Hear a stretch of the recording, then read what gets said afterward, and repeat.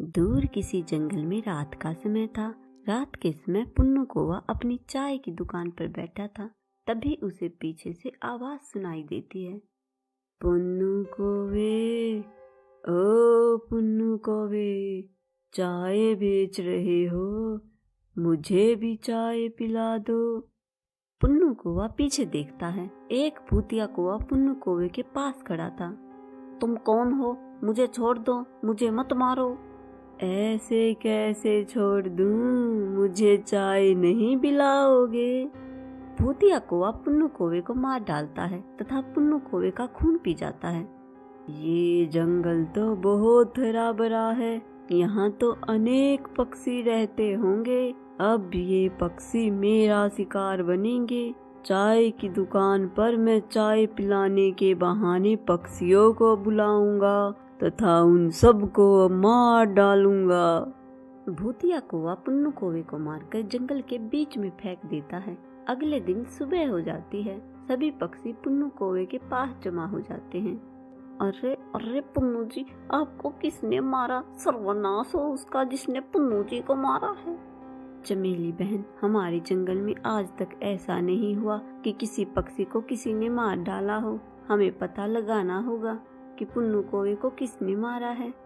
रात हो जाती है। भूतिया कौवा चाय की दुकान पर आता है तथा पुन्नू कौवे का भेष बनाता है। बंटू कबूतर चाय पीने के लिए दुकान पर आता है। अरे ओ कौवे, एक कप चाय तो पिला दे। कबूतर, ऐसी चाय पिलाऊंगा कि फिर कभी चाय नहीं पी पाओगे। भूतिया कौवा अपने असली रूप में आ जाता है। तुम तो भूतिया कौवे हो, मुझे छोड़ दो। भूतिया कौवा बंटू कबूतर पर हमला कर देता है तब बंटू कबूतर को मारकर उसका खून पी जाता है।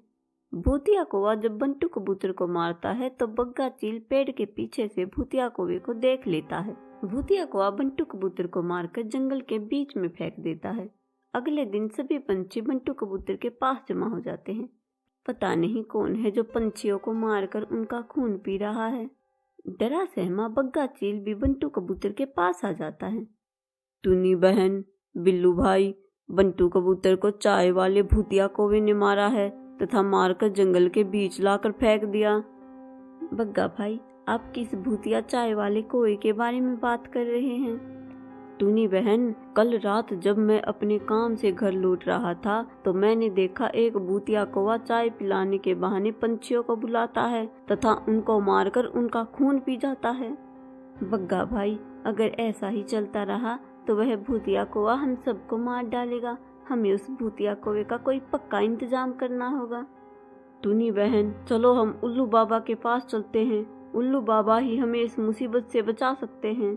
बग्गा चील तथा टुनी चिड़िया दोनों उल्लू बाबा के पास जाते हैं तथा वहां पर जाकर उल्लू बाबा को अपनी सारी कहानी बताते हैं। मेरे बच्चों, यह समस्या तो सच में बहुत बड़ी है। इस समस्या का तो एक ही उपाय है। हमें उस भूतिया कौवे को उस चाय की दुकान के साथ जलाना होगा। अगर हम उस भूतिया कौवे को चाय की दुकान के साथ जलाएंगे तो वह फिर कभी वापस नहीं आ पाएगा। लेकिन उल्लू बाबा, ये कैसे संभव है? वह भूतिया कौवा तो बहुत ही शक्तिशाली है। मेरे बच्चों, मैं तुम्हारी इस काम में सहायता करूंगा। बग्गा, टुन्नी, तुम दोनों उस भूतिया कौवे का किसी तरह से ध्यान भटकाना, तब मैं पीछे से आकर उस चाय की दुकान में आग लगा दूंगा। रात हो जाती है। योजना के अनुसार बग्गा तथा टुन्नी पेड़ के पीछे छिपकर भूतिया कौवे का इंतजार करने लगते हैं। भूतिया कौवा चाय की दुकान पर आ जाता है। मेरी प्यारी चाय की दुकान, इस चाय की दुकान से आज मैं किसी न किसी पंछी को जरूर शिकार बनाऊंगा। भूतिया कौवे के आते ही टुनी तथा बग्गा चील भूतिया कौवे की चाय की दुकान पर चाय पीने जाते हैं। अरे कौवे भाई, 2 कप चाय तो देना। भूतिया कौवा टुनी चिड़िया और बग्गा चील को चाय देता है। चाय देने के बाद भूतिया कौवा अपने असली रूप में आ जाता है। अरे, तुम तो भूतिया चाय वाले कौवे हो। टुनी चिड़िया भूतिया कौवे को अपनी बातों में उलझा लेती है तथा उल्लू बाबा पीछे से आकर चाय की दुकान में आग लगा देते हैं। दुकान के साथ साथ भूतिया कौवा भी जलने लगता है। किसने लगाई दुकान में आग? छोड़ूंगा नहीं किसी को, सबको मार डालूंगा। देखते ही देखते भूतिया कौवा चाय की दुकान के साथ जलकर राख हो जाता है।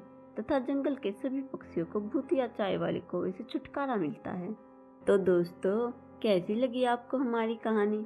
कमेंट में जरूर बताना। अगर कहानी अच्छी लगी हो तो चैनल को शेयर और सब्सक्राइब जरूर करना।